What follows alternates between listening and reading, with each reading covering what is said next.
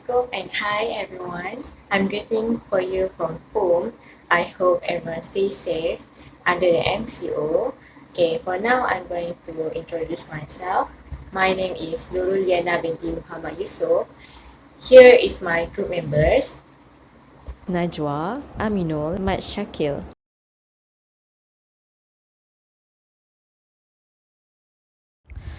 The students just started to live on their own in college dorm. The feelings of struggle of leading independent life and figuring things out by themselves, making everything difficult, especially their income. Without good plans, they will struggle throughout the end of semester.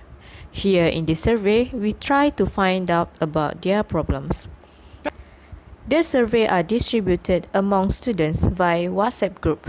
Every student play an important role to spread this survey on every group they join.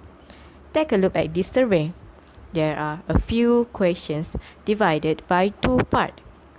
The first part will be the personal information of students, such as gender, year of study, course, GPA, and others. The second part will be the questions about their problems, common mistakes they made in financial management, how many savings they made per month, and others.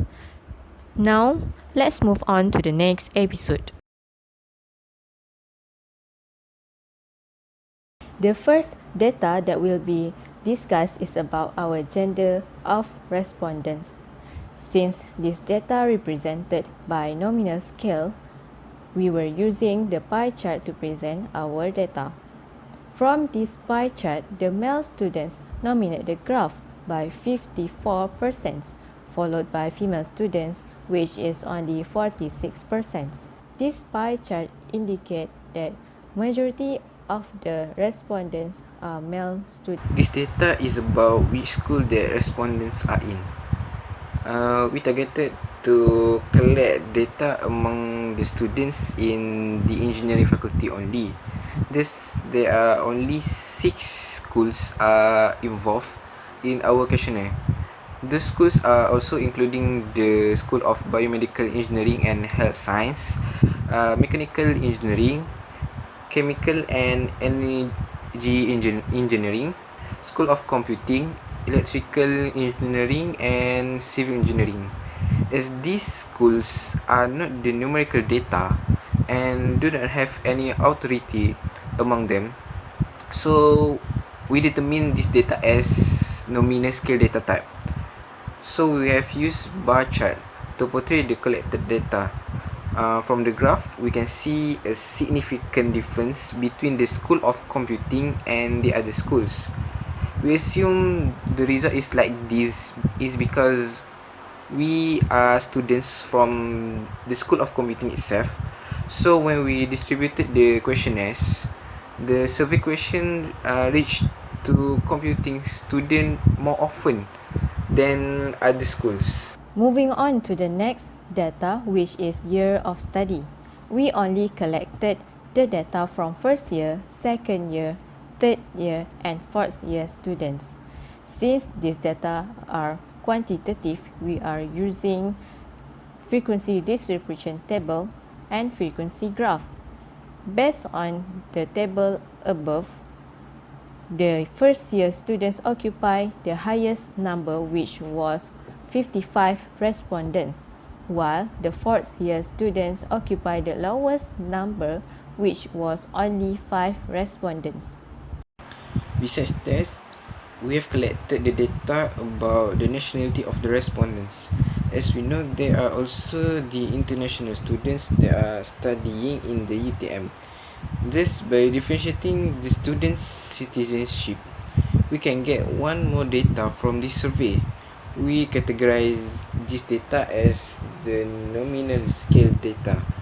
Because of the result just have only 2 categories, so we decided to build a pie chart to represent the graph for this data. Okay, so based on the graph, with the percentage of 94% from the whole chart, we can see that the majority of our respondents come from the local students. Our reason for this result is because the ratios of the local students population are quite larger compared to the international students in our campus. Thus, the proportion of local student in the graph is greater than international students. Okay. Another data that we have collected is the type of students money source. This data we categorize it as a nominal scale data. For the money source questionnaire, we allow the respondents to answer it more than one choice.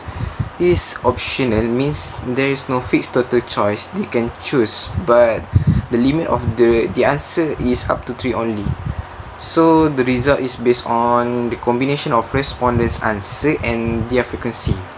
For example, there is combination of student loan and parents with 11 frequency, student loan and part-time job with the frequency of 2 students, and there are also 27 students that chose parents only, and many more. We decided to use frequency table to illustrate the result, as it easy to show the frequency of each combination. If we look at the table, average student have chosen parents as one of their answer. Therefore, we conclude that many students are still receiving money from their parents, even they have other income. The next graph is about the relationship between the income of the students per month against the CGPA. We want to see the relationship between both of the variables. So for this graph, we use scattered plot graph. According to the scattered graph, there are 88.75%, which is 71 students that had source income between 0 ringgit to 1,000 ringgit. The graph shows that the average pointer of the students with the income between 0 ringgit to 500 ringgit is 3.43, while the average pointer of the students with income 500 ringgit to 1,000 ringgit is 3.56.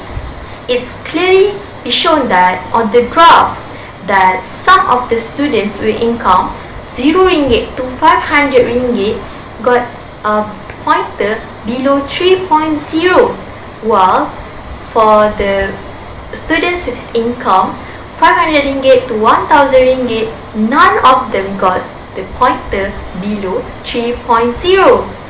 So for the students with income more than 1,000 ringgit, their average pointer is 3.52. We can conclude that the students with high amount of savings most likely to get a good CGPA. For the next part is about type of item bulk. For this part, we want to show that how the students spend most of their money too, and we ask the students to choose the scales between 1 to 5 to show their level of agreement for these statements. So for this type of data, the data measurement is the ordinal, and we use comparative bar chart. Based on the bar chart, 66 students, which is 82.5%, strongly agree that they spend most of their money for food and beverages compared to the clothes, which are only one student that strongly agree to it. It is because food and beverages are the most important things compared to the clothes, which are not very necessary. Next, there are only 26 out of 80 students choose 3, which are either agree or disagree for books and stationeries. For transportation, there are only 9 students, which is 11.25%, that spend the least of their money for it. It is likely because most of the respondents are first-year students, which they are not allowed to bring their own transport. Thus, they do not have to waste most of their money to the transportation fees. Next, most of the students, which is 27.5%, disagree that they spend their money on phone bill. Meanwhile, 28 students, which is 35%, strongly disagree that they spend most of their money for entertainments such as watching movies or games. Lastly, 21 students either agree or disagree, which are they choose the scale 3 that they spend their money for student activities fee. For the next graph is about the failure in financial management can affect our health. The data measurement for this graph is original and we use pie chart. So for this part, we ask the opinions of the students whether they are agree, disagree or partially agree about this statement. So we see the results. We see according to the pie chart, there are 37 students which are 46.3% agree that if they fail to manage their financial properly, it can affect their health. While there are only 30 students, which is 40% of them, tend to partially agree. The rest of the respondents are disagree, which are only 30.7%. Failure in financial management. Maximum students agree with us in this survey. After that, few students are disagree and partially are agree.